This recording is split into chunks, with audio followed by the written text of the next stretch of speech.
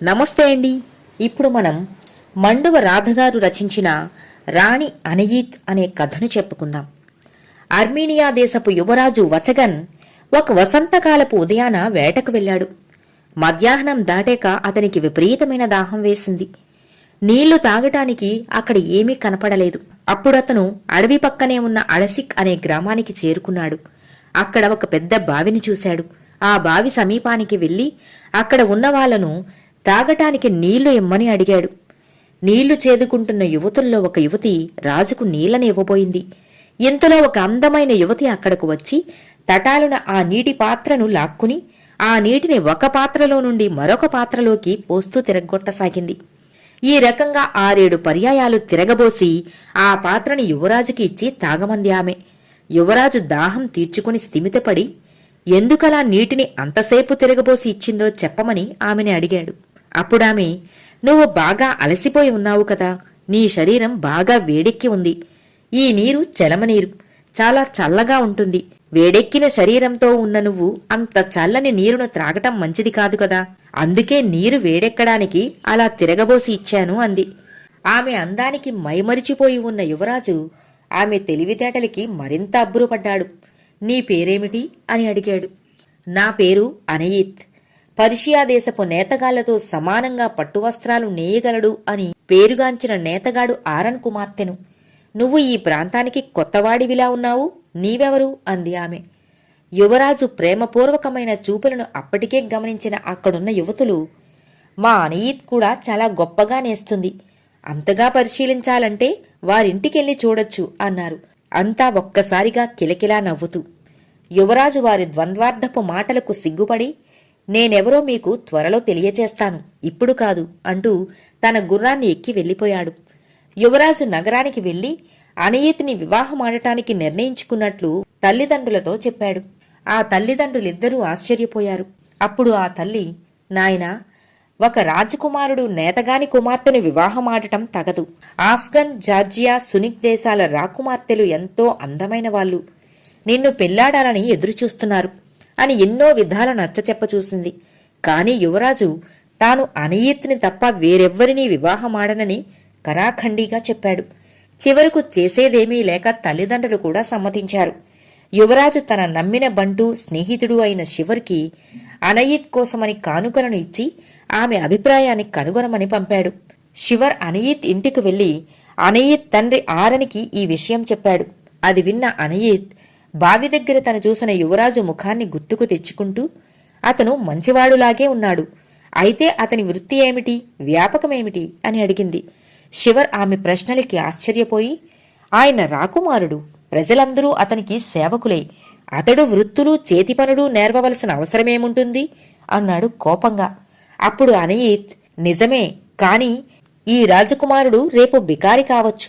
ఎవరు ఎప్పుడు రాజు అవుతారో ఎప్పుడు బికారి అవుతారో చెప్పలేం కదా. కాబట్టి ప్రతి మనిషికి ఏదో ఒక పనిలో నైపుణ్యం ఉండాలి. ఏ పని చేతకాని ఇతన్ని నేను పెళ్లాడలేను, నన్ను క్షమించండి అంటూ అతను తెచ్చిన కానుకలను తిరస్కరించింది ఆమె. శివర్ ఈ వార్తని రాజుకు చేరవేశాడు.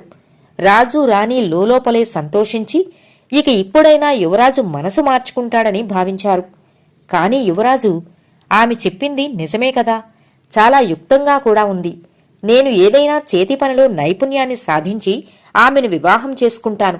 ఆమె దగ్గరకు వెళ్లి ఆమెను 1 సంవత్సరం పాటు నాకోసం వేచి ఉండమని చెప్పండి అని శివర్ చేత అనయీత్కి కబురు పంపాడు. అన్నట్లుగానే పర్షియా దేశపు కళాకారుడిని పిలిపించుకుని సంవత్సరం పాటు అతని వద్ద నేతపనిని నేర్చుకుని నిష్ణాతుడయ్యాడు వచగన్. తానే స్వయంగా బంగారు జలతారు వస్త్రాలు తయారు చేసి అనయీత్కి పెళ్లి కానుకగా పంపాడు. అనయీత్ దాన్ని వినమ్రతతో స్వీకరించి వివాహానికి తన సమ్మతిని తెలియజేసింది. వెంటనే పెళ్లి ఏర్పాట్లు జరిగిపోయాయి. 7 రోజుల పాటు వైభవంగా పెళ్లి వేడుకలు జరిగాయి. పెళ్లి జరిగిన కొంతకాలానికే ఊహించని ఒక సంఘటన జరిగింది. యువరాజుకి నమ్మిన బంటైన శివర్ అదృశ్యమైపోయాడు. రాజు, యువరాజు అతని కోసం వెతకని స్థలం లేదు. ఎక్కడికి వెళ్లాడో, ఎందుకు వెళ్లాడో ఏ ఆనవాలు దొరకలేదు. ఇలాగే రోజులు సంవత్సరాలు గడిచిపోయాయి. రాజు మరణించడంతో యువరాజు వచగన్ రాజయ్యాడు. రాణి అనయీత్ సహాయ సహకారాలతో వచగన్ రాజ్యాన్ని చక్కగా పరిపాలించసాగాడు. ఒక రోజున రాణి, ప్రభు, మన పాలనలో ప్రజలు ఎలా ఉన్నారో తెలుసుకోవటం మన బాధ్యత. మన అధికారులు ఎప్పుడడిగినా అంతా బాగుంది, ప్రజలంతా సుఖంగా ఉన్నారనే చెబుతున్నారు. దీనిలో నిజమెంతో చూడాలిగా. మీరు మారువేషంతో వెళ్లి ప్రజలతో ముఖాముఖి మాట్లాడి తెలుసుకురావాలి అంది. సరేనన్న వచగన్ తాను లేనప్పుడు కూడా రాజ్య వ్యవహారాలన్నీ చక్కగా జరిగిపోయే ఏర్పాట్లను చేసి రైతు వేషంలో రాజ్య సంచారానికి బయలుదేరాడు. ప్రయాణాల్లో అనేక విషయాలు తెలుసుకున్నాడు. ప్రజల కష్టసుఖాలు గమనించాడు. అలా తిరుగుతూ ఒకరోజు ఫెరో అనే పట్టణానికి చేరుకున్నాడు. అక్కడ సంత జరుగుతున్నది. రాజు వచగన్ సంతలో ఒకచోట కూర్చొని వచ్చేపోయే వాళ్ళని చూస్తున్నాడు. అదే సమయంలో అక్కడకు ఒక స్వామీజీ, అతన్ని అనుసరిస్తూ పెద్ద గుంపు వచ్చారు.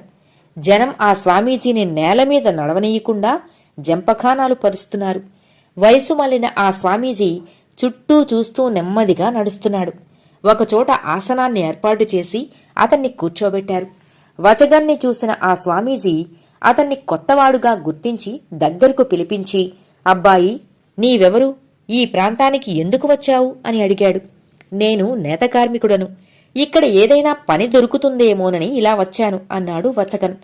మా దగ్గర 100 మంది కార్మికులు పనిచేస్తున్నారు. నువ్వు కూడా మాతోరా అంటూ వచగన్ని మారు మాట్లాడనివ్వకుండా స్వామి అనుచరులు అతన్ని తీసుకుని వెళ్లసాగారు. సాయంకాలానికి వాళ్లంతా ఒక కొండ ప్రదేశానికి చేరుకున్నారు. కొండ గుహకి పెద్ద ఇనుప ద్వారం ఉంది.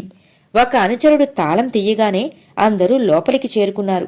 ఆ చీకటి గుహలో వచగన్ని చాలా దూరం నడిపించి ఒక విశాలమైన ప్రదేశానికి తీసుకువచ్చారు. అక్కడ మూలనున్న మరో గుహ నుండి మూలుగలు వినిపిస్తున్నాయి. వచగన్ని ఆ గుహలోకి పంపించారు. అక్కడ మనుషులు ఎండిపోయి అస్థిపంజరాల్లా ఉన్నారు.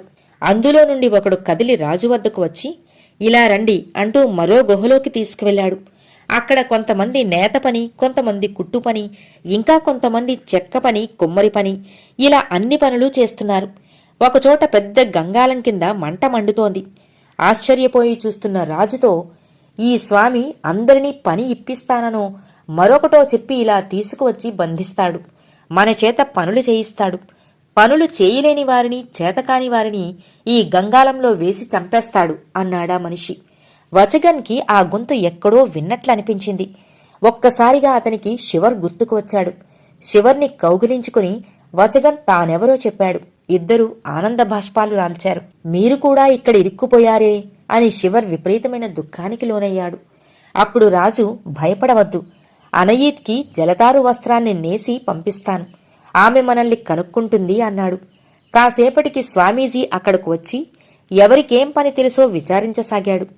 వచగన్ తాను విలువైన బంగారు వస్త్రాలు నేయటంలో నేర్పరినని, తనకి బంగారు నూలు ఇప్పిస్తే నేస్తానని, అయితే ఆ వస్త్రం రాజులు తప్ప మరెవ్వరూ కొనలేరు అని అన్నాడు. ఇది విన్న స్వామీజీ ఎగిరి గంతేసినంత పనిచేసి వెంటనే రాజు అడిగిన నూలు, పనిముట్లు తెప్పించాడు. వచగన్ కొద్ది కాలంలోనే బంగారు జలతారు వస్త్రాన్ని నేశాడు. నేసేప్పుడు దానిలో ఒక సందేశం వచ్చేట్లుగా చేశాడు. అది గుప్త సందేశం. నేత పనిలో నిపుణులైన వారికి మాత్రమే ఆ సందేశం అర్థమవుతుంది. నేస్తున్నప్పుడు పర్యవేక్షణ చేసిన స్వామీజీ యొక్క ముఖ్య అనుచరుడు ఆ వస్త్రాన్ని చూసి చాలా సంతోషించాడు. దీన్ని ఎంతకు అమ్మవచ్చు అని అడిగాడు. అప్పుడు రాజు, దీని లోపల చిత్రవిచిత్రమైన అందాలు అమర్చాను. దీన్ని ఈ దేశపు రాణి అనయీత్ మాత్రమే కొనగలదు. దీని ధర 1000 బంగారు నాణాల కంటే ఎక్కువే అన్నాడు. ఆ అనుచరుడు సొమ్ములో సగమైనా తాను కాజేయాలి అన్న దుర్బుద్ధితో స్వామీజీకి చెప్పకుండా ఆ వస్త్రాన్ని తీసుకుని రాణి వద్దకు వెళ్లాడు. ఇక్కడ రాణి భర్త కోసం ఎదురుచూస్తోంది. ఇన్నాళ్లైనా రాకపోవడానికి కారణమేమిటోనని ఆమెకు ఆందోళనగా ఉంది. అయినా తన దుఃఖాన్ని ఎవ్వరికీ తెలియనీయకుండా సమర్థతతో రాజ్యాన్ని పాలిస్తోంది. ఆమె ఈ వస్త్రాన్ని చూడగానే అది తన భర్త నేసిన వస్త్రమే అని గ్రహించింది.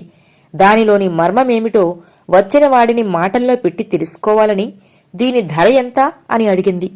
1000 నాణాలు అని చెప్పాడు వాడు. ఏమిటి దీని ప్రత్యేకత, ఎందుకు అంత ధర అంది. వాడికి వచగన్ చెప్పిన మాటలు గుర్తొచ్చాయి. దీనిలో చిత్రవిచిత్రమైన అందాలు అమర్చాడు మా నేతగాడు, పరిశీలించి తెలుసుకోండి అన్నాడు. రాణి తన గదిలోకి వెళ్లి వస్త్రాన్ని పరిచి నిశితంగా పరిశీలించింది. అందులో ఫెరో గుహలు సైన్యంతోరా అన్న సందేశం కనిపించింది. రాణి వెంటనే స్వామీజీ అనుచరుడిని ఖైదు చేయించింది. సైన్యంతో ఫెరో గుహల మీదికి దాడి చేయించింది. స్వామీజీ తన మనుషులతో ఎదురుదాడి చేశాడు. సైన్యం వాళ్ళందరినీ మట్టి కరిపించింది. రాజు శివర్ని, ఎముకలగూడు లాంటి మనుషులందర్నీ అక్కడి నుంచి వెలుపలకు తీసుకువచ్చాడు. రాజుని, శివర్ని చూసిన రాణి చాలా సంతోషపడింది. అప్పుడు శివర్ రాణితో, అమ్మా, ఆ రోజు నువ్వు వచ్చగన్ని నేతపని నేర్చుకోమన్నావని నీపై చాలా కోప్పడ్డాను. విద్య ఎంతటి వాడికైనా అవసరమేనని గ్రహించాను. నన్ను క్షమించమ్మా అన్నాడు. అప్పుడు రాజు, అవును, నువ్వు ఆ రోజు ఆ షరతు పెట్టకపోయినట్లయితే ఇప్పుడు ఈ రోజు ఇక్కడ నేను ప్రాణాలను పోగొట్టుకునేవాడిని అని రాజు రాణిని ఆప్యాయంగా దగ్గరికి తీసుకున్నాడు. అందరూ క్షేమంగా రాజ్యానికి చేరుకున్నారు. అప్పటి నుండి రాజు వచగన్ అప్పుడప్పుడు దేశ సంచారం చేస్తూ అన్ని సంగతులు తెలుసుకుంటూ రాజ్యాన్ని ప్రజారంజకంగా పరిపాలించాడు. కథ సమాప్తం.